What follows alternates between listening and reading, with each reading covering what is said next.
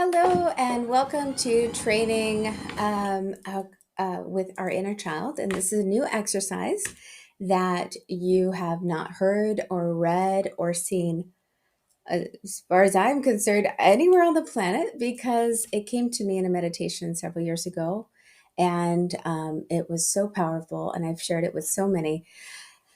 And it's basically seeing our inner child in three different forms. So I truly believe that we as human beings have an infinite side to us that is love, it's pure love, it's complete wholeness, it's peace.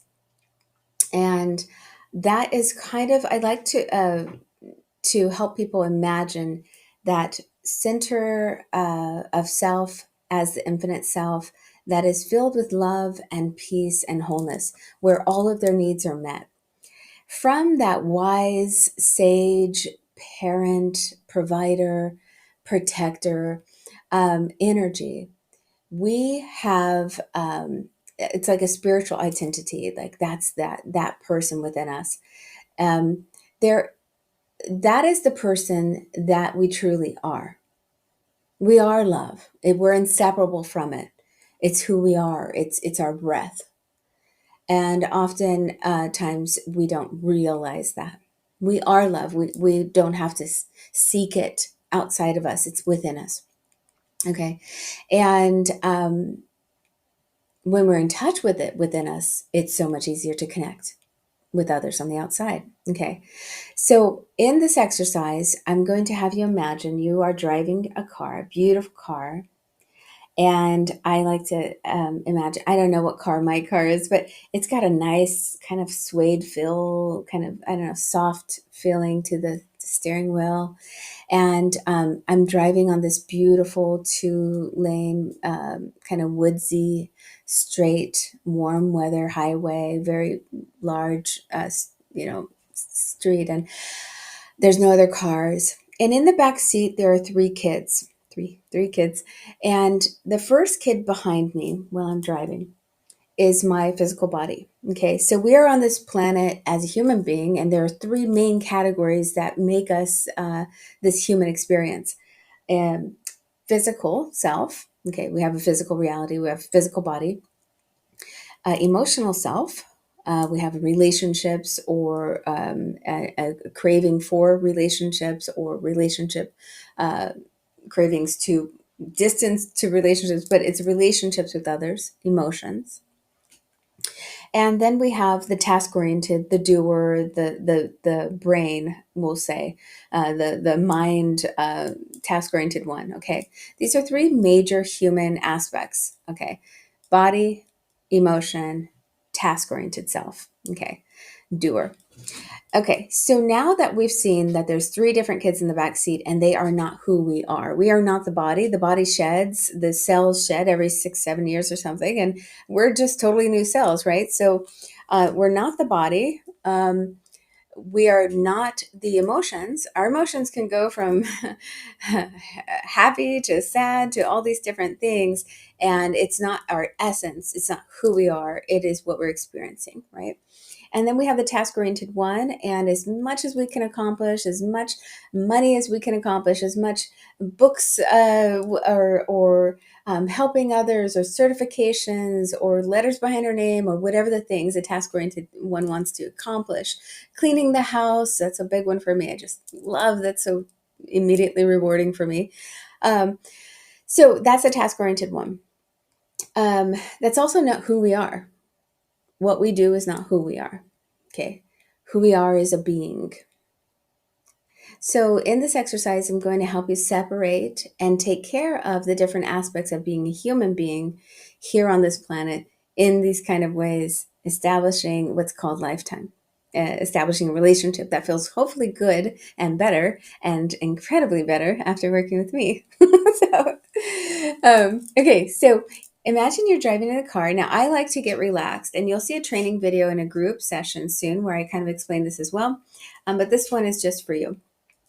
So I like to have my palms up on my lap or chair. so that my body now, after 22 years of doing right brain activities and meditations and such, my body knows that it's safe, it's loved, it's comfortable when I go palms up. So body position is important. Having back support, sitting in a chair, laying down, is helpful. Closing our eyes is important as well. So the right brain speaks in images and metaphors. Okay, so we're activating that when we close our eyes and imagine driving a car and looking in the rearview mirror at the three kids in the back seat. Okay, and so I want you to go ahead and imagine, close your eyes, breathe in, exhale, palms up on your lap or side if you're laying down. And imagine the wholeness of who you are, the peace, the infinite self, the parent within you that is loving and kind and all of the needs are met, the protector, the provider, the ideal version of a protector and provider for you is driving the car. Okay? And now I want you to look in the rearview mirror. It's important to look in the rearview mirror at the children in the back seat to remind your brain that these are aspects of you that you are given the opportunity to take care of, but they are not the one. They shouldn't be grabbing the steering wheel and trying to steer make compulsive decisions for you, and because they're acting out or having a tantrum or feeling and their needs are not being met. Okay, so it's not healthy for a kid to drive the car, right, and take the steering wheel when a parent is driving. And the same thing is if our body tries to lead the way, or if our emotions are not being met and a tantrum starts happening and we just do a compulsive shopping thing, or we do a compulsive distraction or low vibration thing. It's because our needs are not being met. We're not listening to the kid and it's having a protest behavior.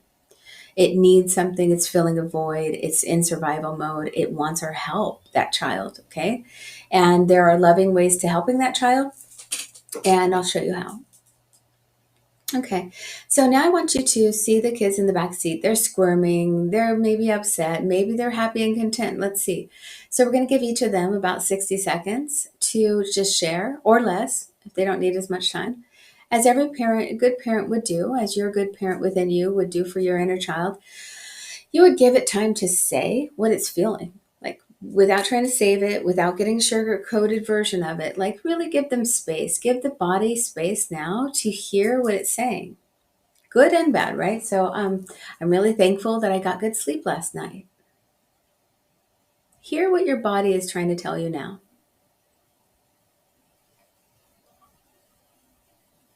Maybe there's some aches and pains. Maybe you didn't notice that your shoulder's a little tight. Just listen to your body. What does your body want to say?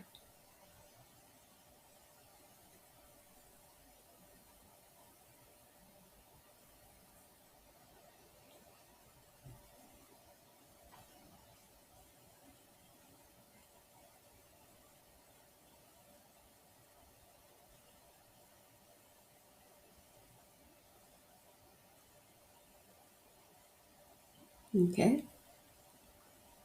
And now listen to your emotional self. Oh, wait, before we go to emotional self, just let the body know you heard what the body had to say and that you will take care of its needs one at a time. You're driving the car and you will get your body to the next destination safely. And you will nurture the body if the body needs hydration, if the body needs good rest tonight, if the body needs healthy food, if the body needs exercise, if the body needs a little stretching, whatever body needs. You're not going to give everything at one time, like we don't give 3 meals in one day at one time to our children. We're not going to give everything the kid wants at all at one time, but we're going to take care of things as they come up, and we're going to nurture that child throughout the day. So let the body know that you love the body. I love you. I'm proud of you. Feed that so you're feeding the body now, right? You're looking in the rearview mirror, you're saying to your inner child, that's the body, I love you and I'm proud of you. Thank you for eyes that are able to see. Thank you for ears that are able to hear. Thank you, body, for working for me all the time in ways that I don't even notice a lot of the time. Thank you, body. You're doing a great job, body. I'm very proud of you, body. You see? I'm going to take better care of you if you need more of that water, or those supplements, or you need to get your iron levels checked out, or whatever the thing. Okay. I'm going to start eating those things that feel really good for your eyes, really good for your skin. I'm going to start, yeah, whatever the thing. And let the body know you're thankful that it showed up and shared with you calmly.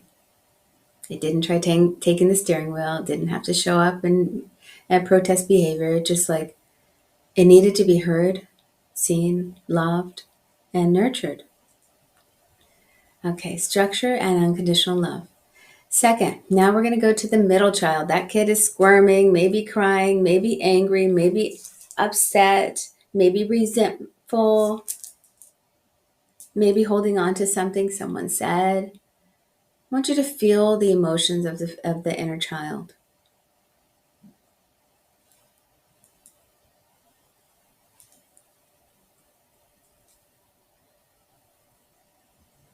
And give it just 60 seconds to feel what it's like to be emotional you, the emotional child.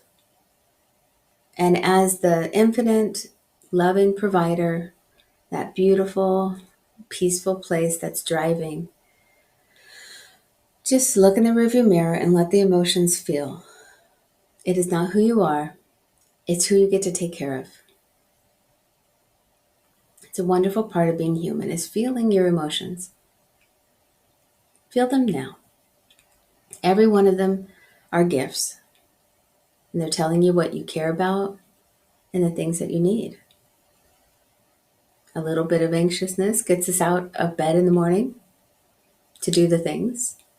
But too much of it, it would start grabbing the steering wheel and we wouldn't be able to do anything. We could have mental paralysis and not move at all, not shower for weeks, right? So too much of anything is not good, because we need all of the feelings to have space within us so we can nurture them when they come up. Everything is a gift. Everything in us is lovable. It has a message. What do you feel emotionally in your body today? Give it some space. Let that child feel.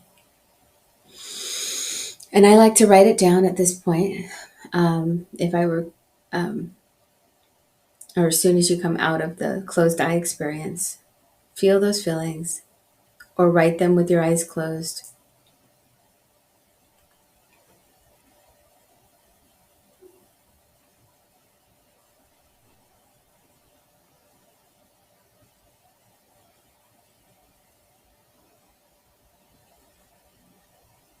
And the emotions may have some positive feelings too. So it may not just be some sadness or feeling unloved or unappreciated, or I'm not good enough. We all have some of that, right? Something in there that feels unimportant or not enough, or some level of not loved enough, or there's something there. And we also have a lot of, I am loved, I am proud of myself, I love this about myself.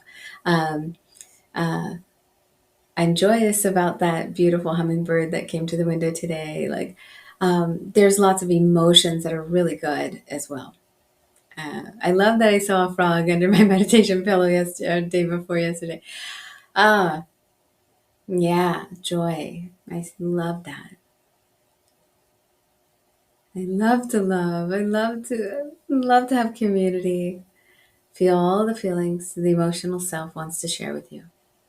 Hear them, see the face expressions of that emotional child in the rearview mirror, holding space. And now tell that emotional child what it needs to hear.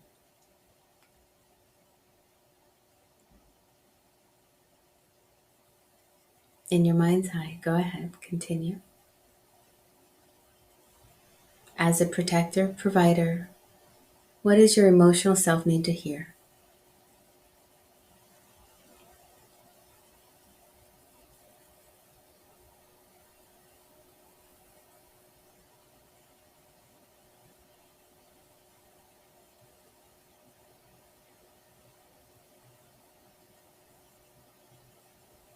Okay. Now, let that emotional self know that you love your inner child. You love that that inner child has this beam of light and this emotional gift to feel, to connect, and that you're there for the emotional self. And ask the emotional self, ask that inner child what it needs today to feel nurtured, happy, peaceful, confident, proud, balanced, safe.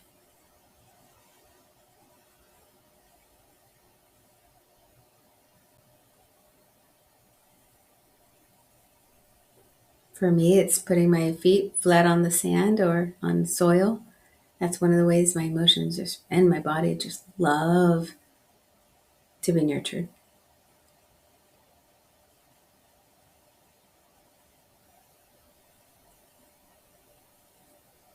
Okay. And now the task oriented one. I want you to see that third child.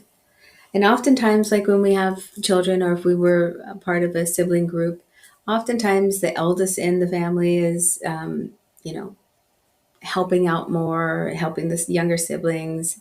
It has a lot more responsibility, has a lot more attention in some ways, and to do the things, to be successful, to task. And I just want you to allow that task oriented child in the back seat to tell you how they are feeling. Maybe they're having mental paralysis. Maybe they're not doing enough. Maybe they're doing too much and they're exhausted. Maybe the emotional part of them has been crying so loud that I'm not good enough.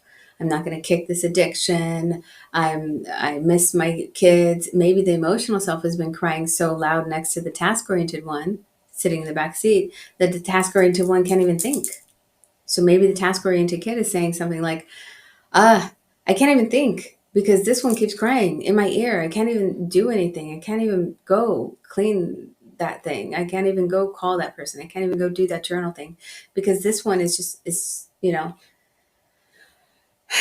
stopping me. My anxiety is too high. My sadness or loneliness or this, that, whatever. Um, my sibling back here, I can't focus. Or maybe the task oriented one is like, I'm going to clean house. I'm going to take care of the things. I'm going to do the work stuff. I'm going to be there for everyone in my life. And until the point where I have nothing left. Or maybe I'm feeling really balanced. Maybe I'm giving and receiving just as well. I'm receiving just as well as I'm giving now. Maybe my new story is I task for 6 hours a day. And in between those tasks, I do wonderful honey things on my C list, not honey-do list, honey, like the honey on the peanut butter. It just adds so much value to the peanut butter, and it is antiviral, antibacterial, antifungal. Honey itself is actually incredibly powerful. So I love that metaphor. But the honey is the things that we love to do, and it's another exercise that I teach, and I'll be doing a video for that soon. It's called the ABC list. And we'll go into that. But let's just say you are doing lots of honey things that feel good for you, want list stuff, and you're doing task oriented things in between those want lists, the things that you enjoy doing. So you have a really balanced life. Someone didn't show up for a meeting. That's okay. You went for a 15, 20-minute, 30-minute bike ride. You're just constantly getting opportunities, giving yourself opportunities to be balanced with your tasks. So now these are just different ideas. With the task oriented one, say and share what the parent, provider, and protector within you would say to your task oriented self. Say that now, and we'll be concluding soon this exercise. If you can, say it out loud to yourself.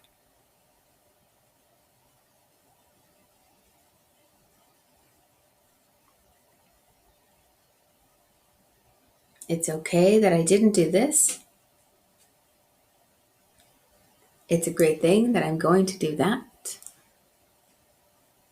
I'm making a promise to you as a protector and provider to my task-oriented self that I won't put more on your plate than would add value to our whole lives, the wholeness within this car,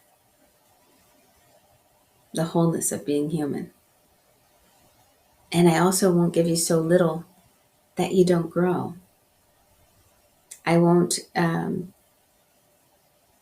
give you an environment where you can task in a very healthy way. See, when we say that to our task oriented self, we are now creating a new home environment where the laundry's not piling up, but it's also not super meticulous where you can't relax. No, you get downtime. You see, balance. And now imagine you're driving the car again and you breathe in through the nose, out through the mouth, and let all the children know you're thankful that they shared with you. You will get them safely to the next destination. You will take care of their needs one by one as they come up. And that you are thankful to be a human in this experience and to be able to take care of these parts of you. Okay, well, that concludes our exercise today. I hope you enjoyed your 3 inner children. Being human is a powerful, special experience, and we don't get to be that infinitely. Like we have lifetime, right? So it's a special thing, and it's also a very hard thing to do. Navigating how to take care of all parts of us while we're and enjoy this thing called life, right? So, but there's ways, and this is one of the ways to distance ourselves from. These are not who we are. You are peace. You are love. You are prosperous. You are successful. You are whole and complete no matter what is in our bank account, no matter what is on the number of the scale, no matter what we can or cannot do physically, emotionally, or intellectually. We are whole and complete. And so it is. Be well and know that you are loved by you and by me. Okay. Ciao until we see each other again. Have a beautiful week. Reach out anytime.